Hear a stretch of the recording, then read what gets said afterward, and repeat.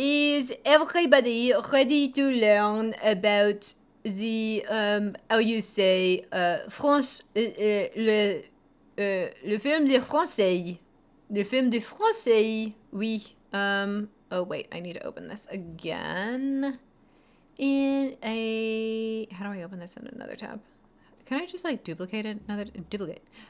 Perfect. Okay, so I'm gonna have my notes over here.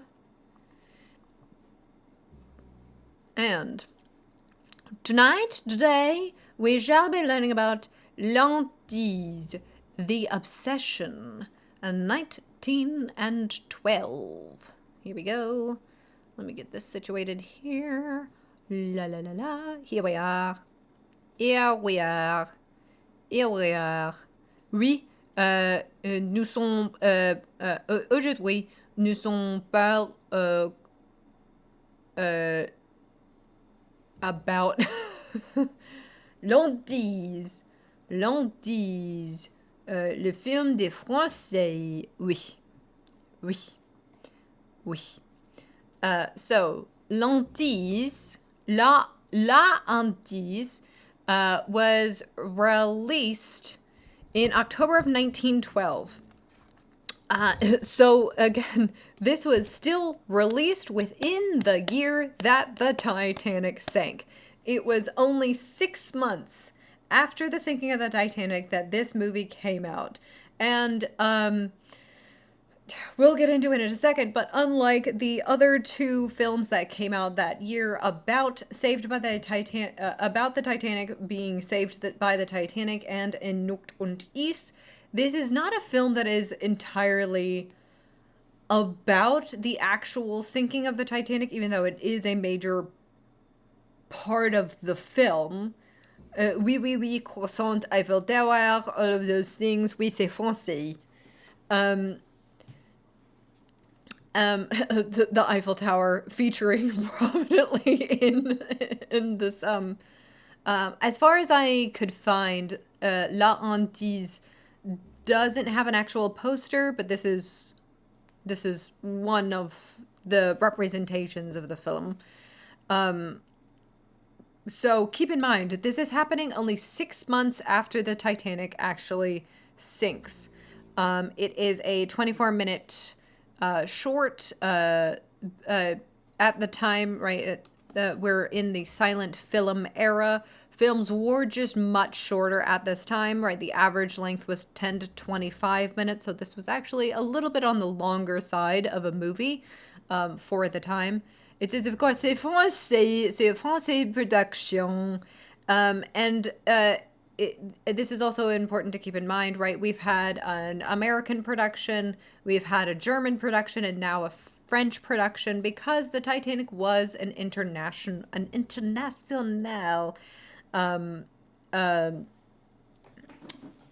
incident, right? There were people of almost every single nationality on that boat.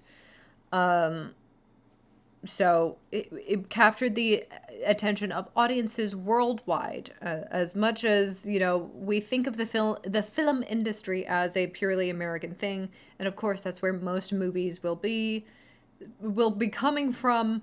That's where most movies in this list of Wet Hot Titanic Summer will be.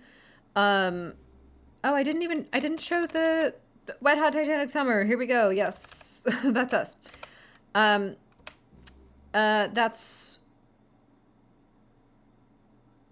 It was an international incident. A lot of people were affected. A lot of people have their own tale to tell about this. But what is kind of funny about this film is that it only took about 6 months for the Titanic to kind of be used as this set piece, when the piece isn't actually really about the Titanic as an incident in and of itself, and like the stories of the actual people on it. It's very much kind of like what was going on in Saved from the Titanic, where it immediately became this ultra fictionalized version of events, where yes, it was still, you know, the major sinking and like a survivor of the sinking telling this story, there's this greatly exaggerated, greatly dramatized version of these fictionalized characters. Not a lot of care for these people's therapy. Yeah, the past. Stop crying about it. It's already in the past. It already happened to you. As they were being picked up on the Carpathia, like, why are you crying so much? You're being like cringe. You're being cringe for crying so much about surviving the sinking of the Titanic. Okay. Kind of cringe. This film is mostly used as a public service announcement against the occult, because what happens in this story is that a woman gets a palm reading, right, from a palmist, palmistry. The Victorians, big into the occult, right? They loved tarot, they loved seances, they loved palm readings, right? So this fictional tale of this fictional woman getting a palm reading that's saying that, like, oh, her husband's gonna die, and then her husband gets on the Titanic, and she's like, oh no, please don't go on the Titanic, and the palm reader told me you were gonna die, and then, spoiler alert, he doesn't. He survives the sinking. So it's mostly used as this a public service announcement to these Victorians who loved their occulty things. They loved speaking with gods and spirits and all that. Ooh, show me a crystal ball. Ooh. It was kind of used as, like, to say, hey, we all love having a good time. We love having fun, but let's not descend into, like, spirituality psychosis or anything like that. Which is maybe a public service announcement that we could, as a society, kind of be reminded of today. It's just insane that in order to make this point, they roped in the sinking of the Titanic. I cannot emphasize enough. 6 months, only 6 months after the actual ship went down. That's crazy to me. That's insane. That's insane. That's insane. It's crazy. But again, because this is such a wild concept to have happened so quickly after this international tragedy, but because it was something that was very important, very big, one of the first films ever made, again, the second surviving film about the Titanic, a copy is filed in the CNC, which is this Centre National du Cinéma et de l'Image Animée, which is the National Center for Cinema and the Moving Image, which is an agency in the French Ministry of Culture. So having a copy of this film is kind of like having it in the Library of Congress, right? So it's free and easy and available for everybody to peruse, and it's also protected. I think their copy is incomplete, so I guess there is some damage to it, as you know, almost all film of this time has some damage done to it. And I guess there is not a more complete version of them to have. And then, most importantly, there's a Gaumont here. Let me switch over speakers real quick. Oh, okay. So, Gaumont is the production house. La Hantise was produced by Gaumont, a company that was. Oops. Watch yourself right there. I thought I'd put the speakers. Okay, here we go. There we are.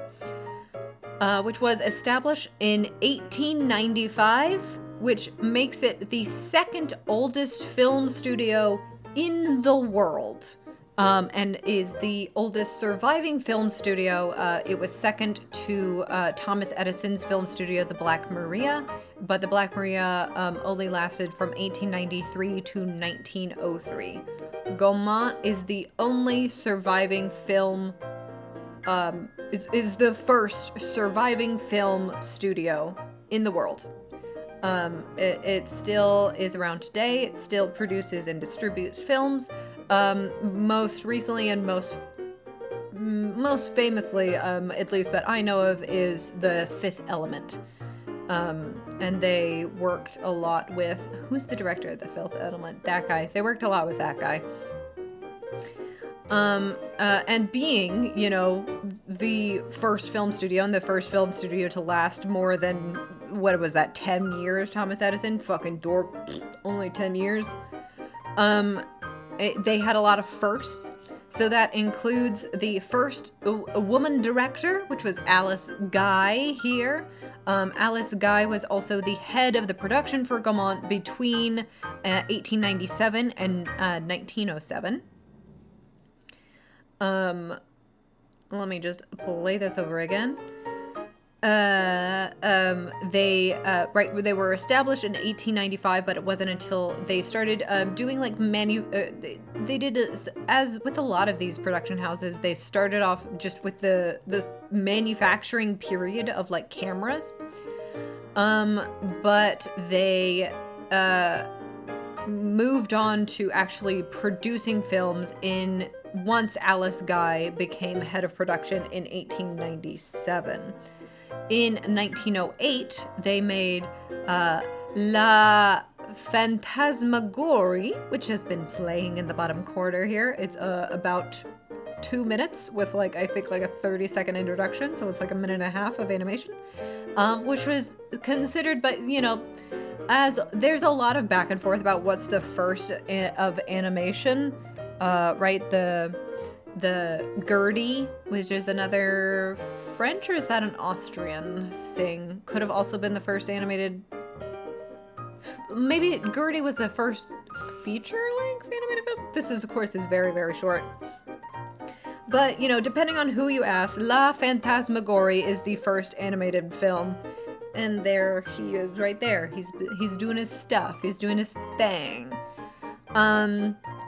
Also in 1908, so the same year that La Phantasmagorie came out, they started to own and operate their own theaters, which started to become very important to them during both world wars, because of course that means that with the bombings of a lot of civilian infrastructure throughout Europe, and France in particular during World War II, that means that the company lost a hell of a lot of employees, because all of the owners and operators of their theaters were their employees, and therefore, I think, what was the number? It was either 400 to 600. They lost 400 to 600 employees, I think, in World War II,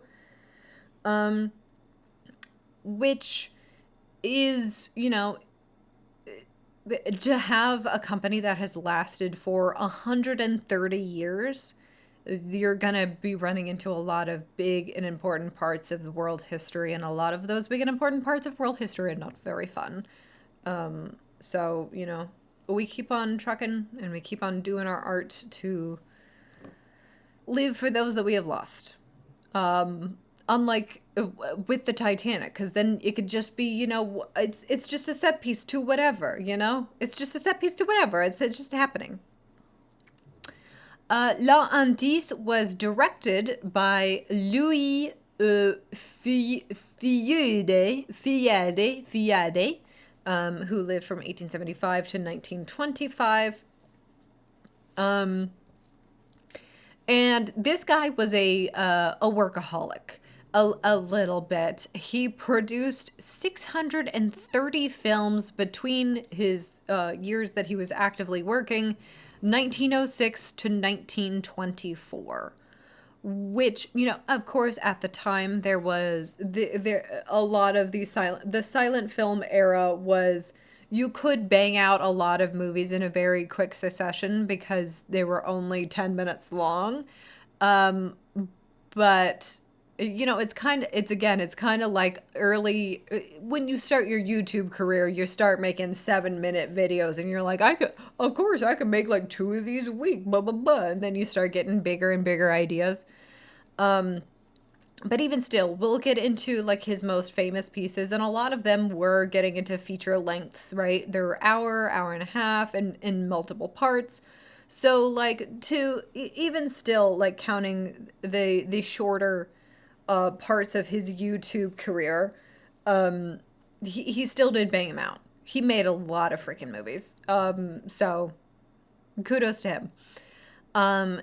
He was also very in intrinsic in Gaumant's earliest years, right? He was he was, the generic tale of like the struggling artist. He was trying to sell his screenplays for a long time in the early 1900s after he moved to Paris. And it was a good couple of years that he was trying to like sell them around before they were noticed by Alice Guy. Even a couple of years before, um, no, yeah, because wait, when did she start being, she's 97. Okay, yeah. So she, as the head of production, she has her feelers out and she has picked up some of this guy's screenplay and she likes them a lot. And she like tried for a couple of years to get him to direct, but because he was like such a struggling artist, he was struggling to help provide for his family, and he was just very worried about that. So he was like, no, I have like this job as a journalist and that's much more reliable pay.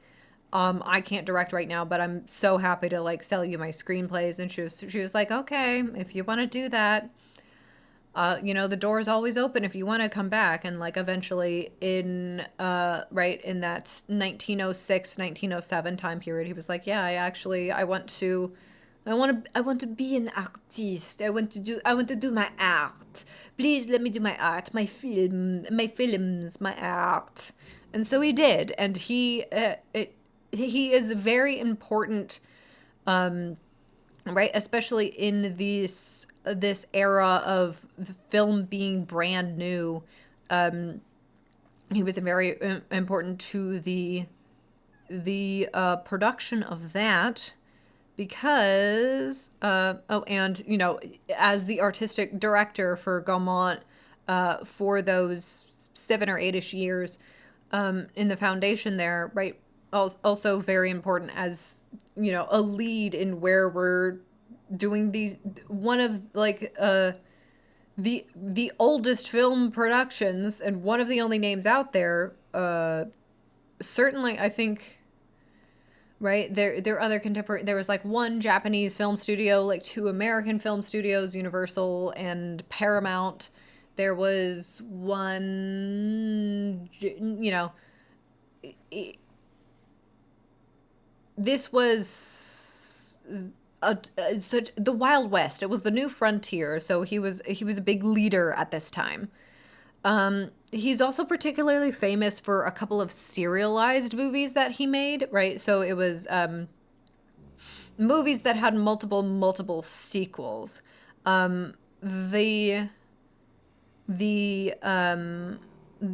what I think it's the largest, but also the first was the Fantômas, which is the story of a gentleman thief, right? Very akin to like Lupin. Also inspired almost every single adaptation afterwards of, right, the gentleman thief, like kind of archetype character.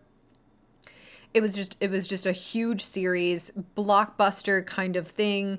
And because it was this series of films, right, we immediately, it's quite funny how immediately, right, because we have this idea of like movie studios nowadays only ever making sequels or like the Avengers, the Marvel Cinematic Universe, multiple movies that are tied to each other. We have this idea of this being a new invention, but no, actually we created we created film, and then half a step later we made serialized stuff. It was we we actually love a series. We love a connected universe. We as people, we just want to make that. All roads lead to the MCU immediately, right?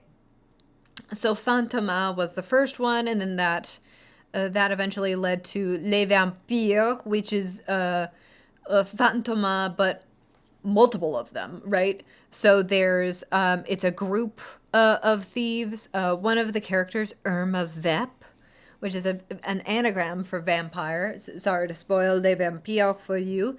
But she was a big important character because she very heavily popularized the femme fatale character, right? The sexy lady who can keep up with the boys and maybe even do more crime than they are doing. Ooh, yes.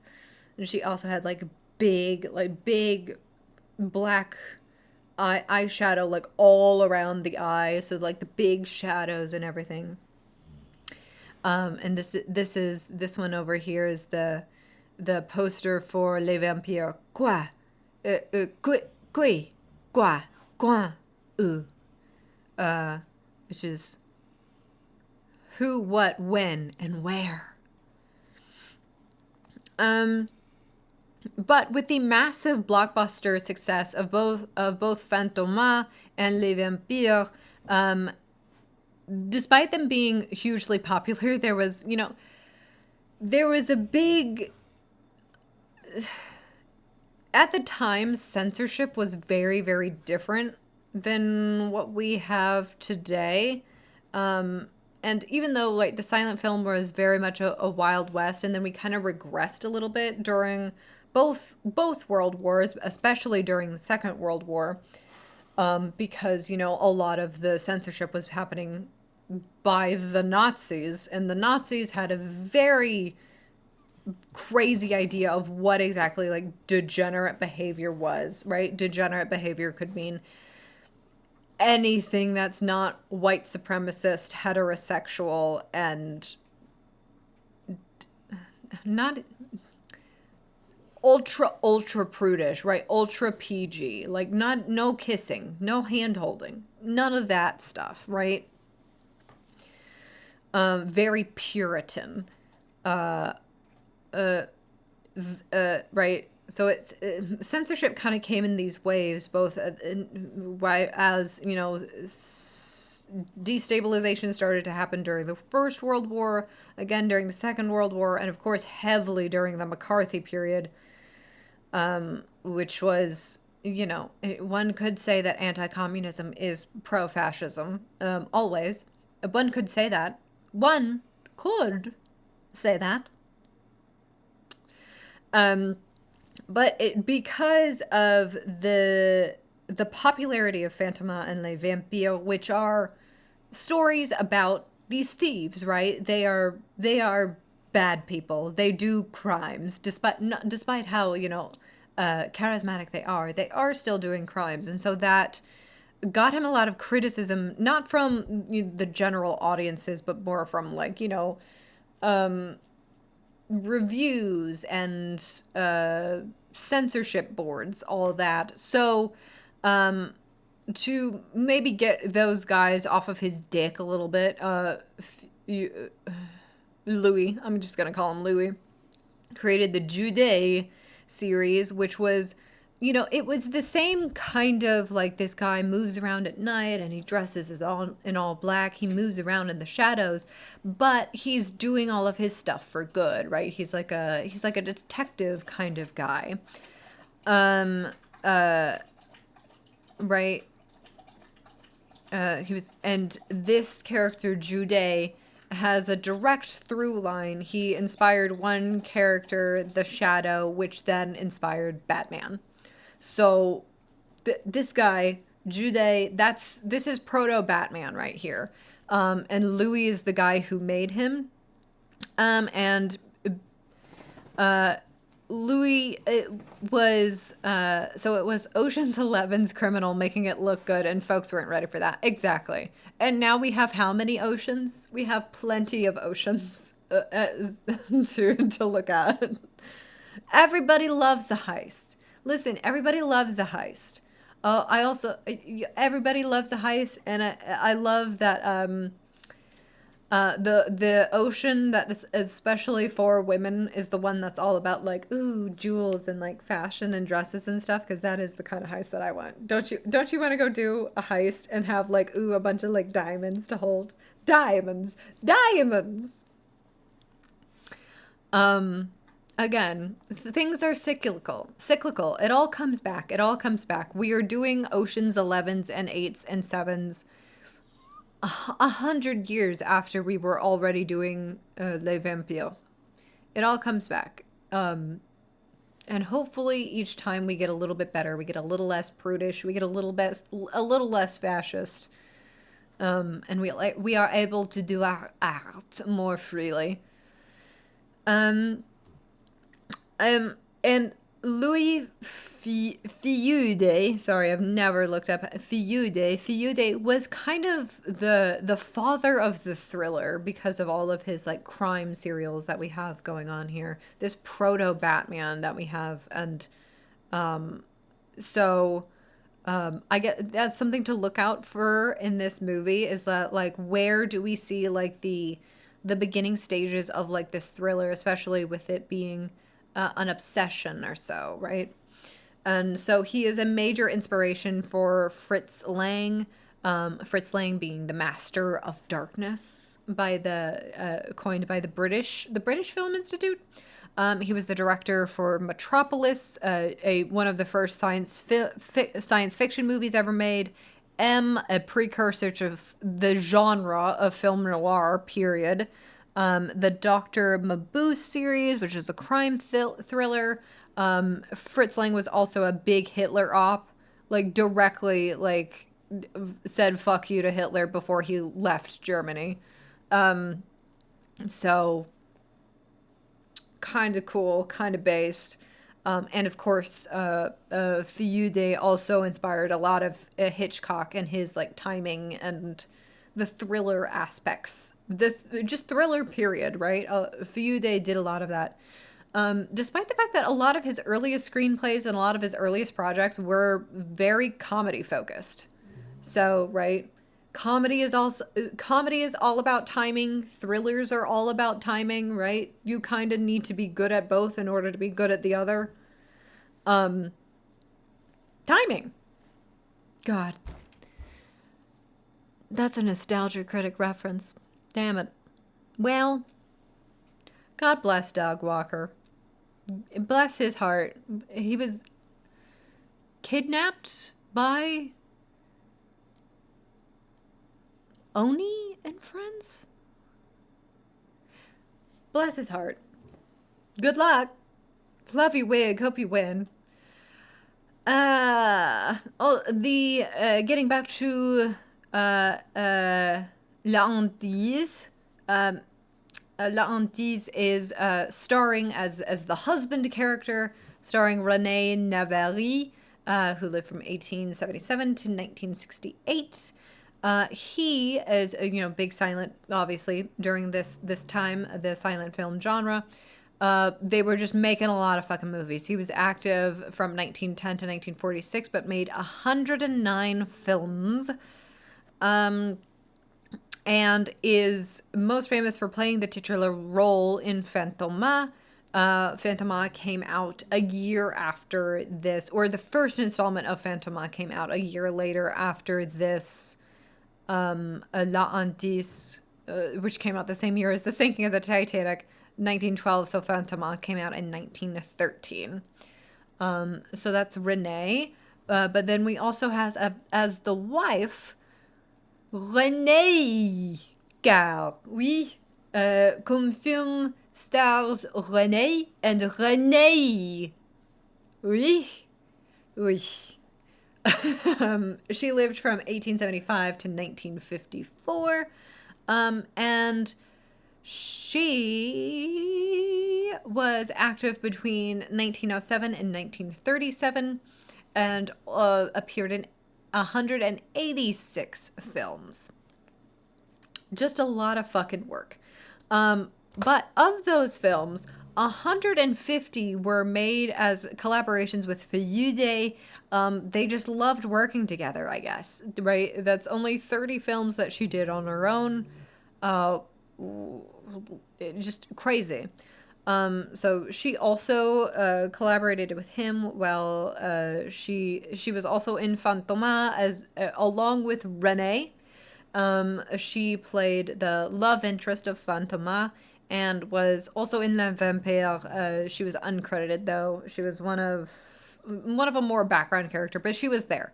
Of course, I guess they just, you know, there's lots of actors, actresses, and director collaborations. When you find people that you like working with, and you know that they're like reliable, they do good work. A lot of people do like to stick with actors that they know and love. So like this is just one of those relationships, right? Very cool to see how, again, nothing new is old, nothing old is new. Right.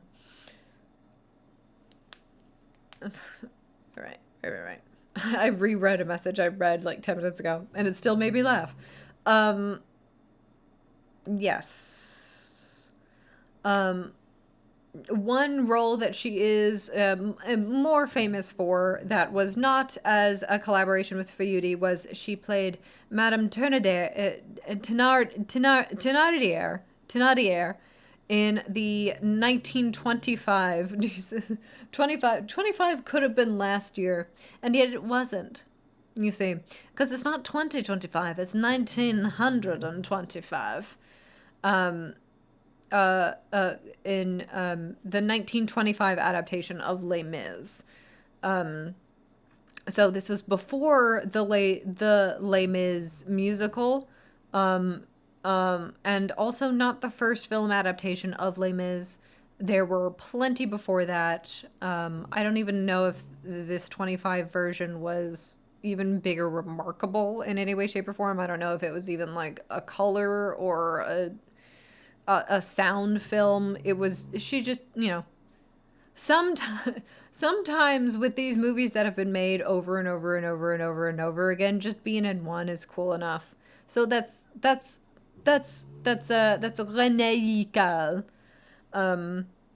She will be starring in our feature presentation tonight. So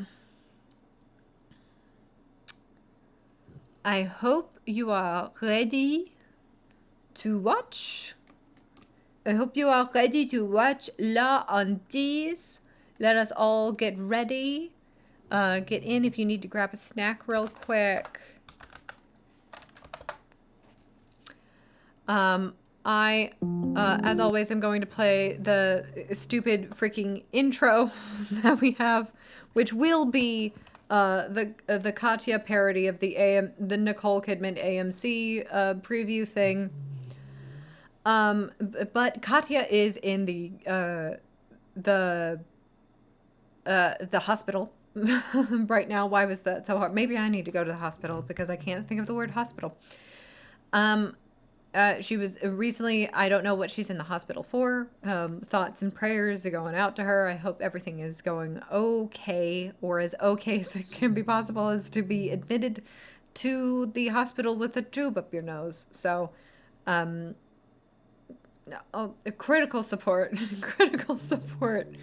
to Katya Zamolodchikova right now. I hope things are going all right for her. But if you have that emote that we got from the hype train with the popcorn, now would be a great time to this place for magic. And let's get ready to watch.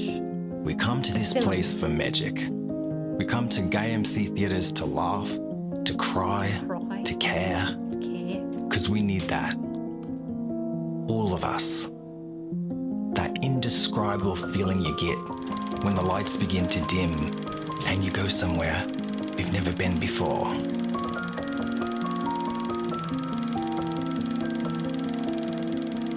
not just entertained, but somehow reborn together. Dazzling images on a huge silver screen, sound that I can feel. Somehow, heartbreak feels good in a place like this. Our heroes feel like the best part of us, and stories feel perfect and powerful. Because here, they are. GAMC Theatres. We make movies better. Better. And here is a feature presentation for the night. Here's La Hantise de Louis Vieude, 1912, starring René Hickel and René Navarre, Miss Edith, Maurice Mathieu, and Henri Julien. Avant-projet, un voyage en Amérique, Jacques Treveau.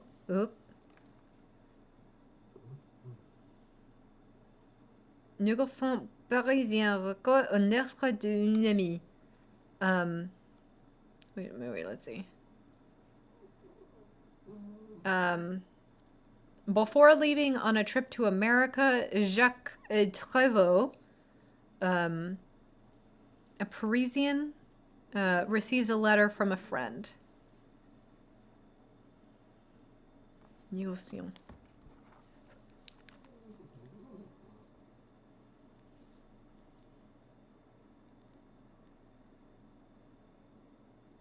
Cher ami, je voudrais conseil de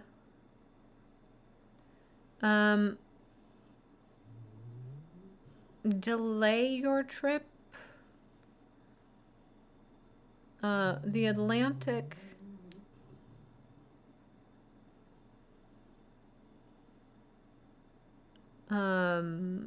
navigation is dangerous right now.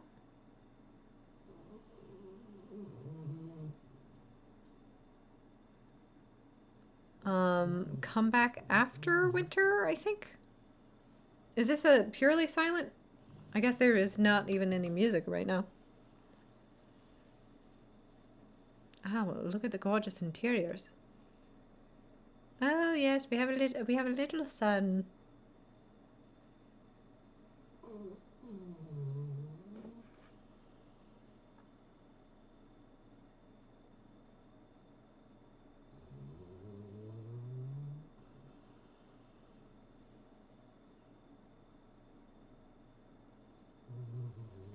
Oh please, Valère. Oh please, Valère. Please do not go on the Titanic. Okay, maybe I should find an English version real quick. Oh, should have made sure it was all in English. They had a pianist, for instance, right? Right.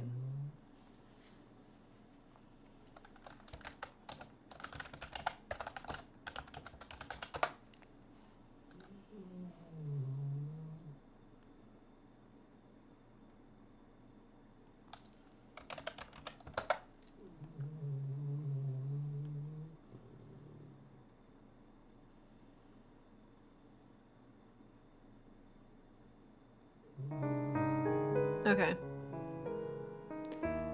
This one from the De La Chanel smells like popcorn Paloma.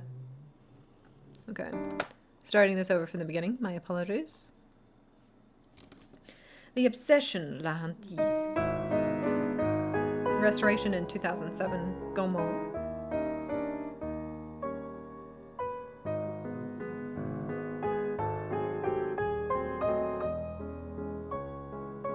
While preparing for a voyage to America, Jacques Treveau, a Parisian trader, receives a letter from a friend. Dear friend, I advise you to postpone your trip. The Atlantic is furrowed with icebergs, and navigation is made dangerous by the fact that the ships are still sailing their winter routes. Ah, well, what do you know?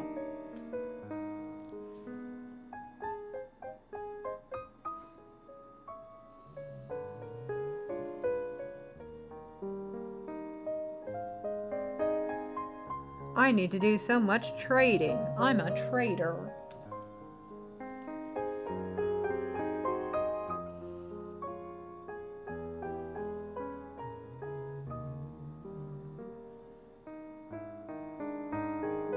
Quality isn't as good here, but heeding the pleas of his wife and son, Monsieur Treveau cancels his trip.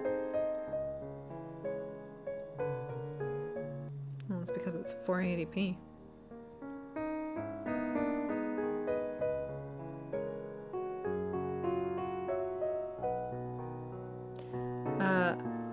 Le Havre Travel Company, a release cabin, will depart at a later date.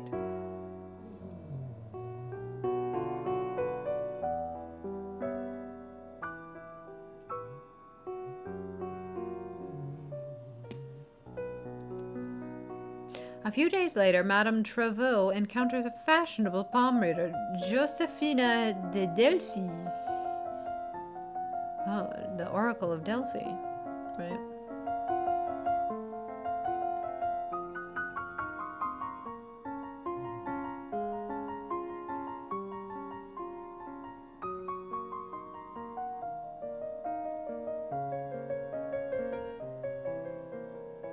Oh, wow.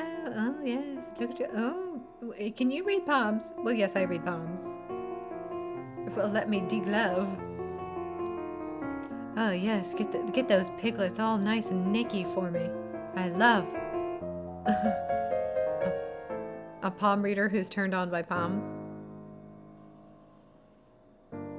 Oh, oh, oh! A palm reader who reads your palm. Oh, put that away. Bitch, get your cursed fucking palm away from me. It's not good. Concerned that the palmist refuses to reveal her future in public, Madame Treveau arranges a private sitting. That's how they get you. They say, oh my God, you must come to me in private tomorrow at 3 p.m.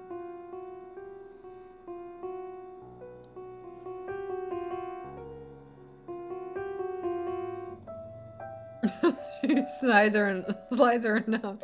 Good night, Wiley. She slides her a note going, meet me at a secret and separate place all by yourself tomorrow at 3. And the palm is like, oh, okay. Are you gonna bring your naked palm again? Oh dear, are you all right? Well, oh no, nothing has happened at all. Nothing bad shall ever happen to us. A disturbing revelation.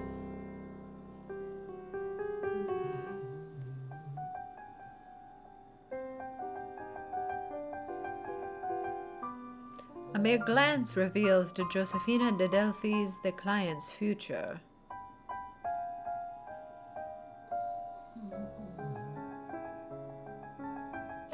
Well, have you at all considered that maybe it's the dumb head?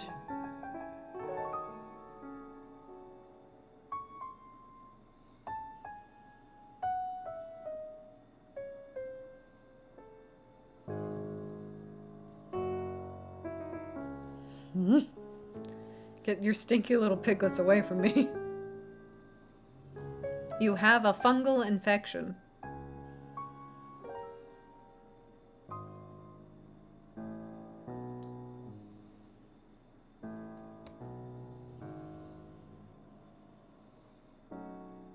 Here's some money. Please read my palm. I'm begging you, forcing you, bribing you with cash. Fine. If you simply wash your hands after you wipe your ass, it will not smell so bad. The palmist reveals that the distressed woman faces the imminent loss of a loved one. Your movie about the Carpathia should be called Nothing Bad Shall Ever Happen to Us. That would be a good one. It's very bad. Oh, I don't think you understand. This right here, a dingleberry. And this right here, a shit smear. Use soap and water.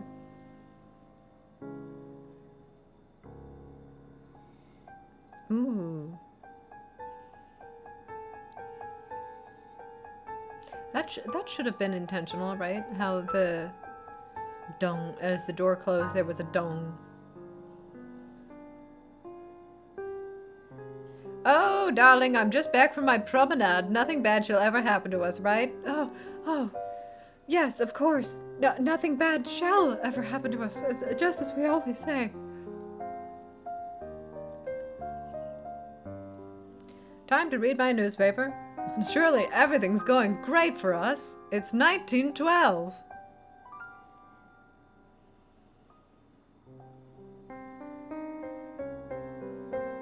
That's good framing. Will it be her husband? Her son?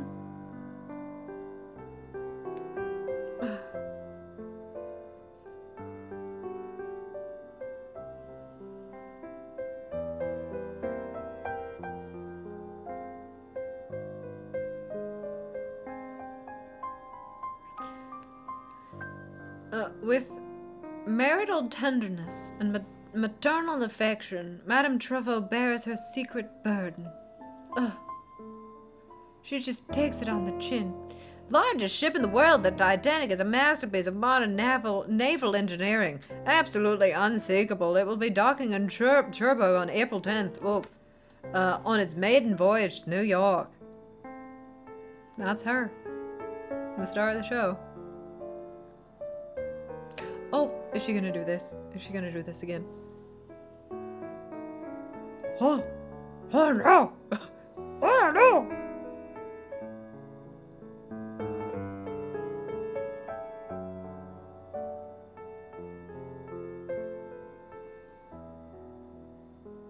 Oh no! Oh yes! Oh no!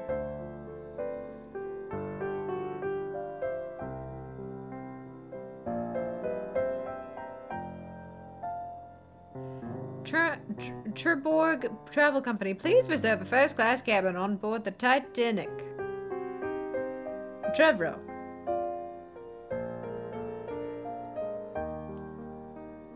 Chevaux.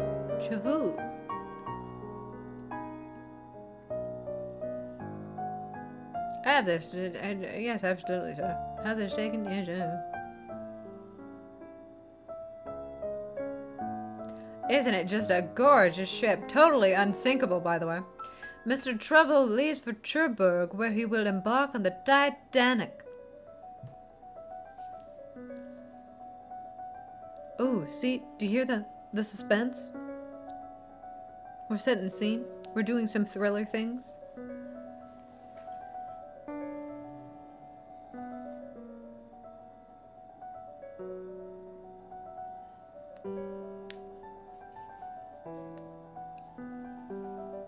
That's a train.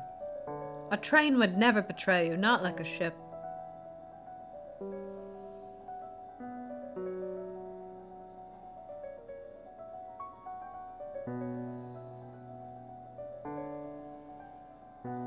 A train can't sink.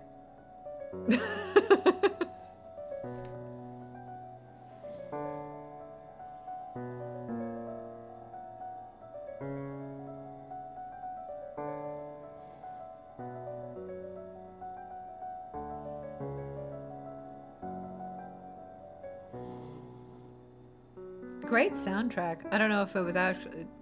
I'm sure they try as best as possible to like find what music went along with it, but like it's great, even if it's added later.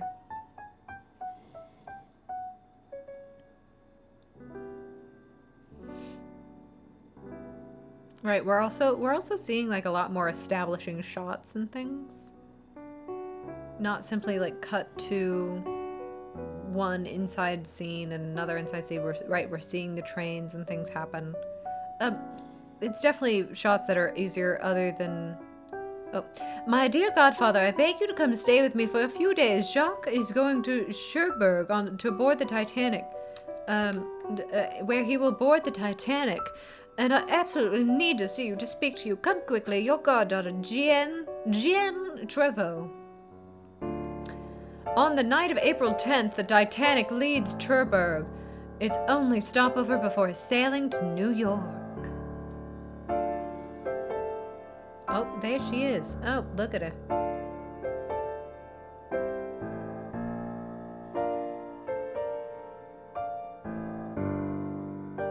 Oh, she's moving. There she goes. Wow.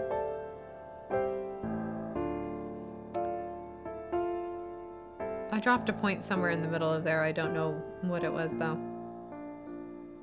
Probably wasn't important. If we're being honest here. A victim of her own obsession, Mrs. Trovo observes the lights of the Eiffel Tower, its electrical beam cutting through the night, a secret message, an omen of doom.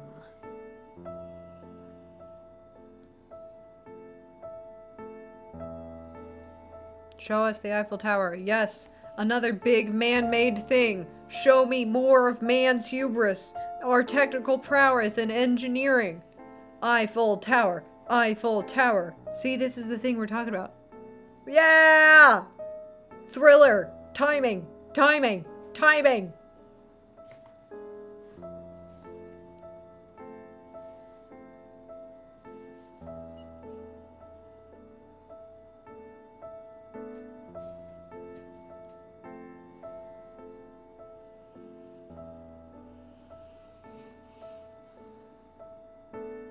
Oh, a little cut there.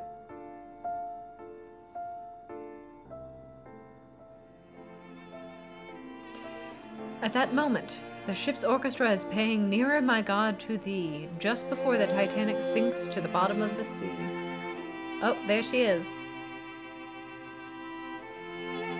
We'll have to take a peek at the other version to get a clearer picture of these Titanic scenes.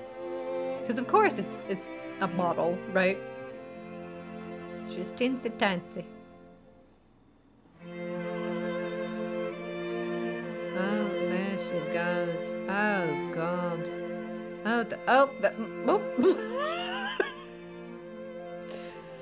From Paris, Octave Julien, Madame Trevor's aging godfather, has rushed to respond to his godfather's distress call.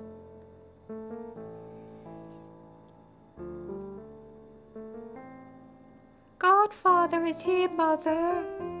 Oh, God, my God, oh, my God, oh, my God.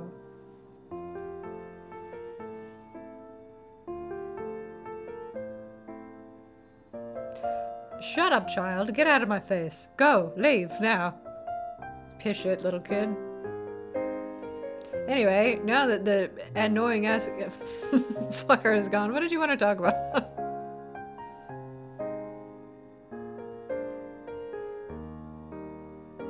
My palm, you see, it has doo-doo and dingleberries and also shit. Well, have you tried washing with soap? What soap? People keep talking about this soap thing. I have no idea. I keep asking and no one will explain it to me. Well, it's the bar that's right next to the sink.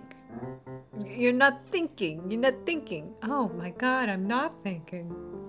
You gotta wash your hand with soap and water. That's why there's shit all over. Anyway, your husband's dead. Titanic sank. Kisses to the two of you, Trevor.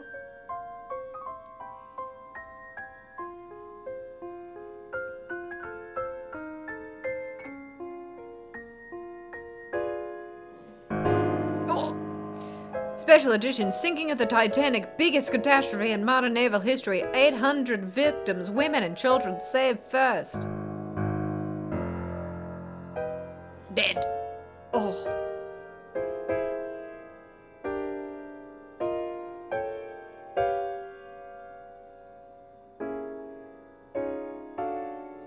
Oh. Oh. That's good acting from the kid.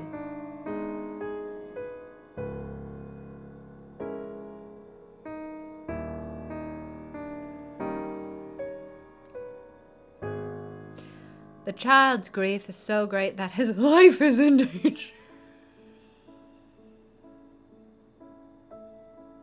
I'm sorry, his dad's dead, but what the fuck? Kids today, they just get depression and die. I'm so sorry about that, but I would probably wash your hands before you touch them. He is sick, you know. Oh, yeah. Soap. I just learned about this thing. Soap, yes.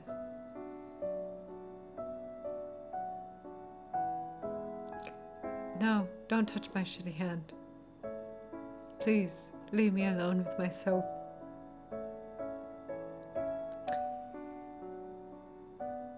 Well, I left you with 2 extra bars under the sink, so hopefully you all are gonna be alright.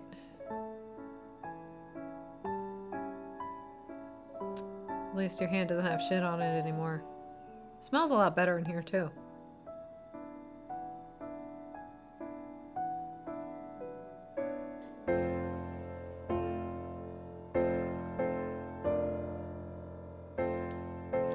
Mom, smell my hand.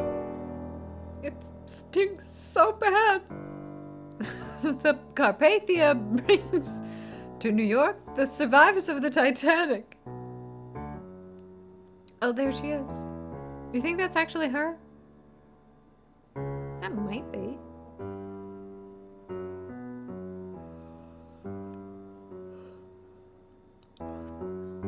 A telegram.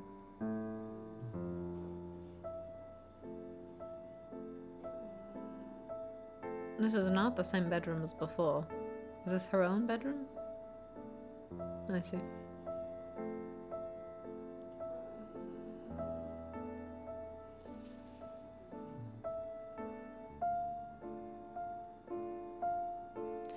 You're convincing me that the grand finale is a series. You doing alternative commentary on James Game. It's gonna be all about shitty hands.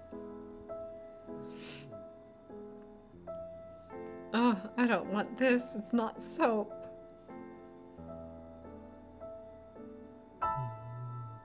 Rescued by Carpathia. I'm safe. Kisses to you both. Am returning. Trevo. Sweet Soph. Oh, he's alive. Oh my goodness. Oh, and my hands smell so good because they're nice and clean. Oh, we've discovered soap. And your husband's not dead. What a grand day.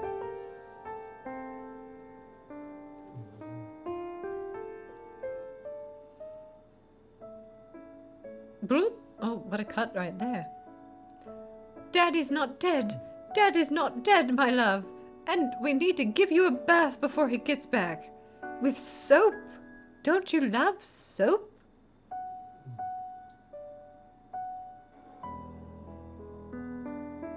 Soap, Mummy? Oh, Mummy, do you think I really could have a bath with soap? Yes, of course, my little shit stain.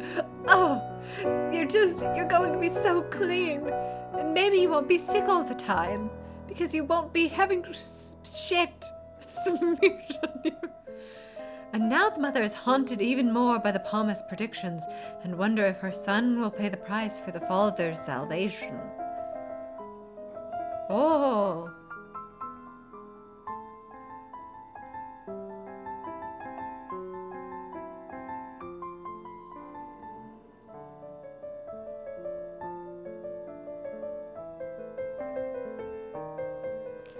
Wow, it's crazy what you've been through with all this soap and shit and stuff. The shit on the baby's hands? We're going to give him a bath, don't worry. It'll come off in the bath.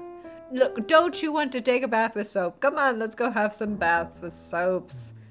You're not thinking about this, come on. The soap under the sink that I left you, remember?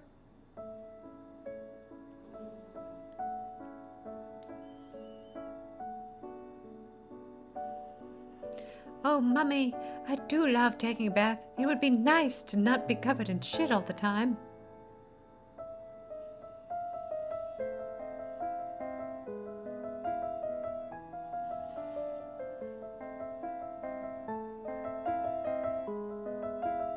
The obsession. The obsession.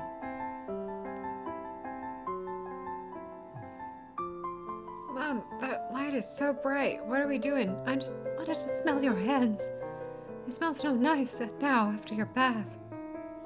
Okay, but I'm sleeping, Mummy. I need my full 8 hours, you know. The Godfather's idea. You know what? Maybe I'll just kill myself.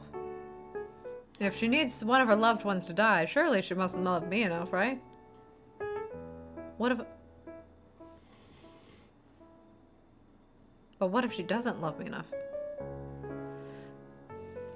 To Mademoiselle Josephine de Delphi. I am in Paris for a few days to attend the marriage of one of my nieces. I would be grateful if you come to the Cosmopolitan Hotel tomorrow at 3.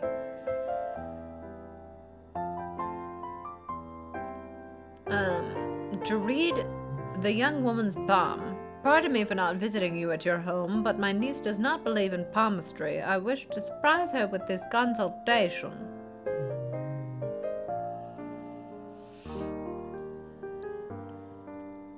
I'll show her. All palmists are just bitches. Mean, snooty bitches who like lying to people.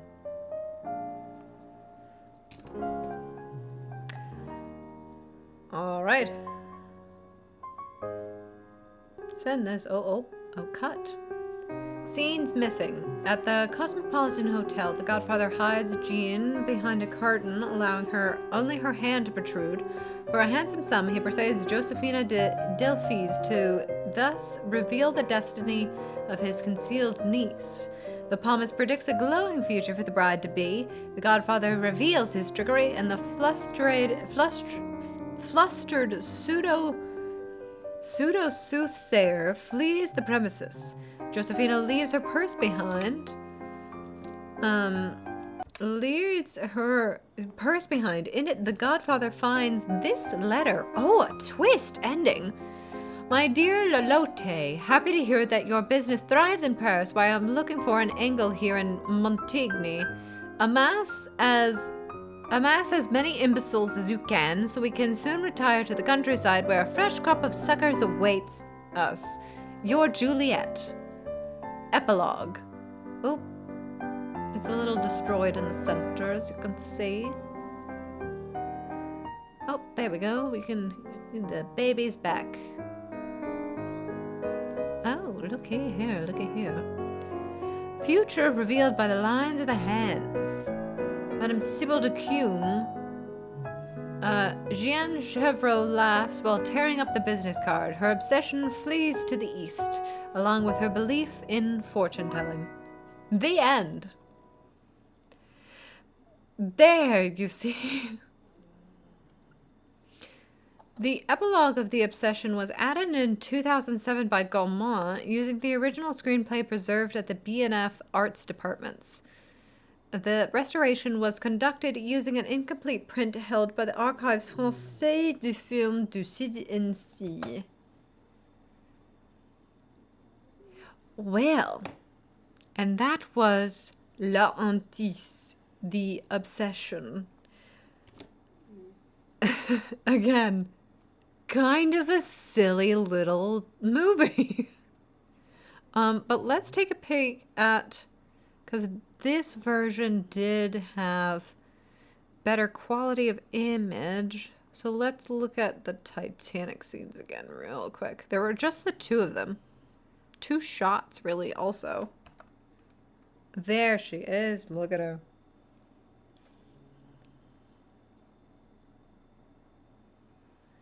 To be honest, I've seen more obsession from grown dudes buying Pokemon cards. Yeah, she wasn't really... I mean, I guess it was only 20 minutes, but we could have seen more of her, like... I personally could have seen her spiral out a lot more.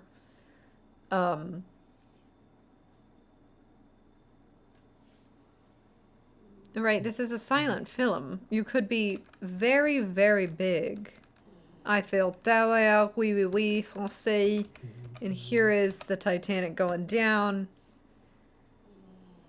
Oh, look at her. Oh, no. Oh, the humanity. Oh, there she goes. It's not very well lit. Can't really see what's happening. And I do love, because it's a model, it just ploop. It goes ploop. It's obviously probably like on a little shelf. Ploop. There we go. You can even see like a cut in the middle of it. Yes. Also, as with most of it, of course, there are scenes missing. Most of the films of this time, there's scenes missing. It's sad that those are we can't see them in their can't see it in its full beauty. Um, uh, yeah, could have used a little bit more obsession, a little less shit on the hands. Um, I really wish they would use soap. You know, French people hate using soap. They hate using soap. Um, but that was La Hantise. You can definitely see parts of like timing and structure. Maybe it would feel like it would paid off more once we saw those scenes of like them getting one over on the palm reader and stuff. But like, yeah, just a seemingly very odd choice to have this very, very recent, very, very big tragedy be just this like this side part of this movie. I don't know. It's just an odd choice, an odd way to capitalize on this. It's kind of just odd, period. It's an odd little film. Crazy how this guy became like the master of thrillers, the father of thrillers. Um I mean, good for him. You know, everybody has their little, everybody has an odd little project that they do, especially to like, you know, please the boss and, you know, hop on a train. Ooh, do you see that highlight though? Damn. Damn, this is good new makeup I got.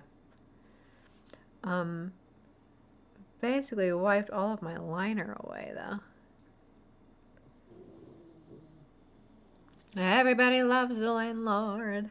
La la la la la la la la la la la la.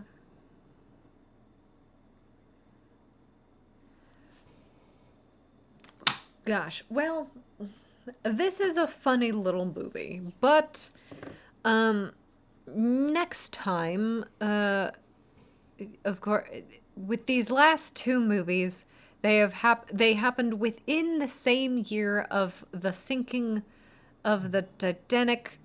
So at least next time, the Titanic. The next time we will be back, we will be with the Atlantic from 1929. So at least 10 years will have passed from the sinking of the Titanic the next time we check in with Wet Hot Titanic Summer, and we'll see what that little bit of distance does for us, right?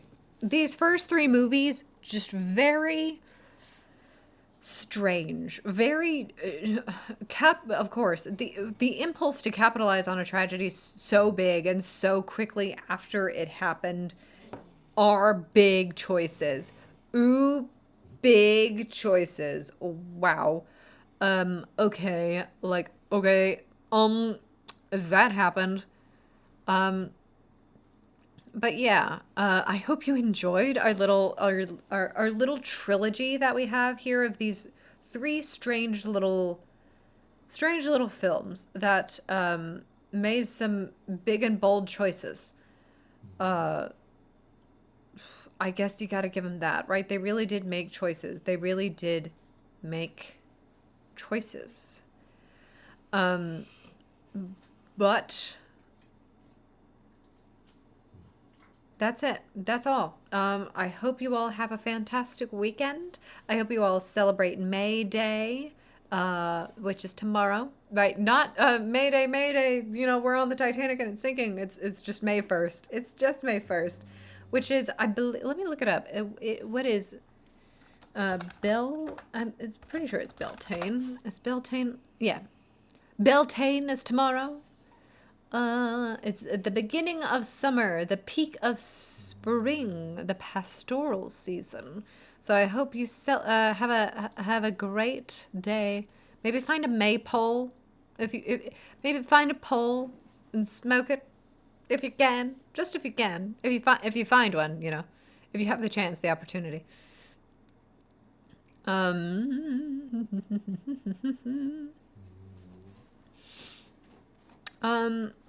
Oh, and make sure to go thank your union leaders, especially because it's May Day, it's Beltane, and it's on a Friday, and you know we have weekends. Period, because of our our union forefathers. Lance, thank you so much for the 7-stream streak. Yes, it was a very good stream. We learned about the obsession, la hantise. I got my first hype train, and that was really cool. Thank you to everybody who participated in the hype train. Being Greenie and the pizza box. That was awesome. That was so fun to see that happen. That's cool. Oh, thank you. But yes, stream was good. We played with makeup. And of course, I hope you have a fantastic weekend. Get outside. Thank your local union leaders. You know, suck them off or whatever you're supposed to do on May Day. And do a maypole. Right? Big pole day. Tomorrow's a big pole day. Lipka, slay. It's Bella Butte Bar. Bella Butte Bar. It's all of my new makeup is Bella Butte Bar. They're a very cool brand. Very cool brand. They make very shiny things, aren't they? Ooh, so pretty. Ooh, so pretty. Yeah, so that's me. That's me. As always, I take forever to do my little sign-offs, but I hope you all are having an amazing weekend. Have a nice May Day. Have a nice Beltane. Have unions and things. Unions. Join a union if you can.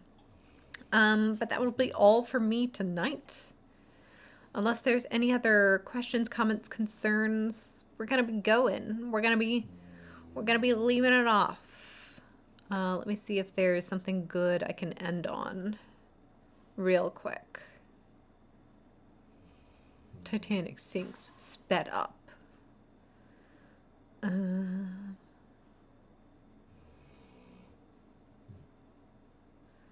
Ooh, okay. Let's take a pick at this one. Is this saying something? A resin diorama street creation. Oh, I don't even have it. Sorry, I don't even have it. Hold on. Let me back it up for you. Here, this is. I will see you all next week. We will be back with more Wet Hot Titanic Summer, and we will be doing more gardening and stuff. I hope you get a chance to go outside too. I will see you later. Bye bye. Ooh, a big nice honk. Lover. Someday I'll get down to the bottom of the ocean and see you, darling. One day I'll get there.